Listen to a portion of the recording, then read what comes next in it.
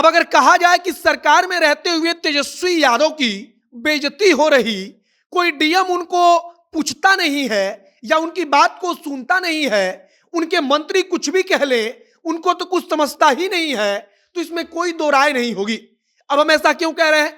तो हम ऐसा इसलिए कह रहे हैं क्योंकि तेजस्वी यादव के मंत्री के विभाग की तरफ से बार बार पत्र लिखा जाता है, कहा जाता है कि हमारे विभाग में आपके जिले में कितनी रिक्तियां हैं उसका जो डेटा है वो हमको भेजिए, हमको उस पर नौकरी देनी है। लेकिन एक साल में बताया जा रहा है कि 11 बार से ज्यादा बार पत्र लिखा जा चुका है, उसके बावजूद कोई जिलाधिकारी, कोई डीएम इसका रिप्लाई नहीं करता, इसका जवाब नहीं देता। तेजस्वी यादव और नीतीश कुमार की सरकार के आने के बाद भी पत्र लिखा गया, लेकिन अब भी जब लगातार नौकरी की बात हो रही है तब भी मुख्यमंत्री, उप मुख्यमंत्री को कोई डीएम कुछ नहीं समझता और इस बात का जवाब नहीं दे रहा है। आगे हम आपको सब कुछ बताएंगे कि कैसे दर्जनों बार पत्र लिखा जा चुका, लेकिन कोई अधिकारी तेजस्वी को और नीतीश कुमार को सीरियस नहीं ले रहा। बाकी नमस्कार, मेरा नाम है मोहित कुमार सिंह और आप देख रहे हैं जनता जंक्शन। यह वीडियो रोडवेज ऐप के द्वारा प्रायोजित है। रोडवेज बिहार का एक ऐसा स्टार्टअप है जो आपको वन वे टैक्सी राइड और कार पुलिंग की सुविधा बेहद ही कम पैसों में उपलब्ध कराती है। वन वे टैक्सी राइड का मतलब कि अगर आप रोडवेज की टैक्सी से कहीं जाते हैं तब आपसे सिर्फ एक तरफ का किराया लिया जाएगा जो कि बेहद सस्ता होगा। तो अगर आप रोडवेज के साथ यात्रा का आनंद लेना चाहते हैं तो प्ले स्टोर खोलिए, वहां पर रोडवेज नाम का ऐप होगा, उसे डाउनलोड कीजिए और यात्रा का आनंद लीजिए। अब हम लोग वापस आते हैं अपने खबर पर। तेजस्वी यादव के मंत्री हैं आलोक मेहता। आलोक मेहता जिस विभाग को संभालते हैं उसका नाम है राजस्व एवं भूमि सुधार विभाग। अब राजस्व एवं भूमि सुधार विभाग क्या करता है? तो राजस्व एवं भूमि सुधार विभाग की तरफ से लगभग 11 से 12 बार पत्र लिखा जा चुका है। पत्र किसको लिखा गया है? तो अलग अलग जिलों के जो डीएम हैं उन डीएम को पत्र लिखा गया है और कहा गया है कि आपके जिले में राजस्व एवं भूमि सुधार विभाग के अंतर्गत कितने पद खाली हैं, इसका डेटा भेजिए। सरकार के जो सचिव हैं वो कई दफा पत्र लिख चुके हैं, लेकिन इसके बावजूद भी अब तक किसी भी पत्र का जवाब किसी भी डीएम ने दिया नहीं है।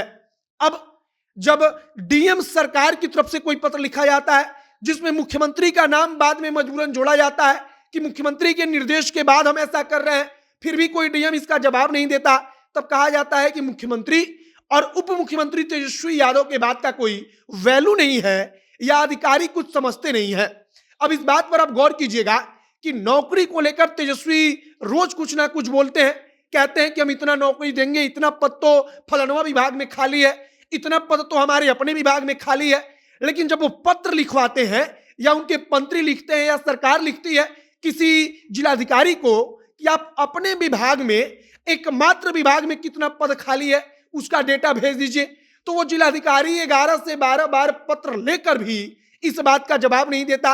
अब कहा जा रहा है कि मात्र पहला बार जो पत्र लिखा गया वो असली पत्र था।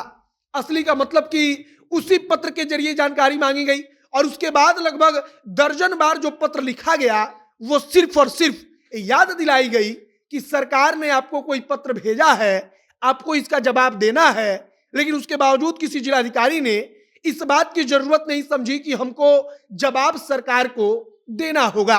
बाकी अब तेजस्वी यादव और जो नीतीश कुमार हैं इनको लेकर कहा जा रहा है कि कोई अधिकारी जब इनकी नहीं सुनता, इनके नाम पर कोई पत्र लिखा जाता है और कहा जाता है कि मुख्यमंत्री ने निर्देश दिया है, उसके बावजूद कोई डीएम इसका जवाब नहीं देता, तो फिर बाकी मंत्री, विधायक, सांसद ये लोग अगर कुछ पूछेंगे भी तो इसका क्या ही जवाब मिलेगा।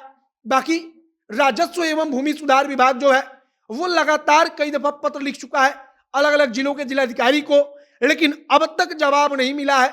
और दूसरी तरफ सरकार है जो लगातार कह रही है कि हम नौकरी देंगे, लेकिन सरकार के जो प्रशासनिक अधिकारी हैं वो खुद सरकार के मुख्यमंत्री हो चाहे उप मुख्यमंत्री हैं, जो दो सबसे बड़े चेहरे हैं, उनको ही सीरियस नहीं ले रहे।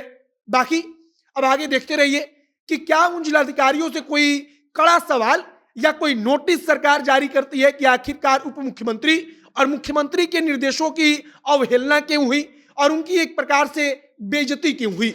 बाकी आपकी इस पर क्या प्रतिक्रिया है कमेंट बॉक्स में लिखकर बताइएगा।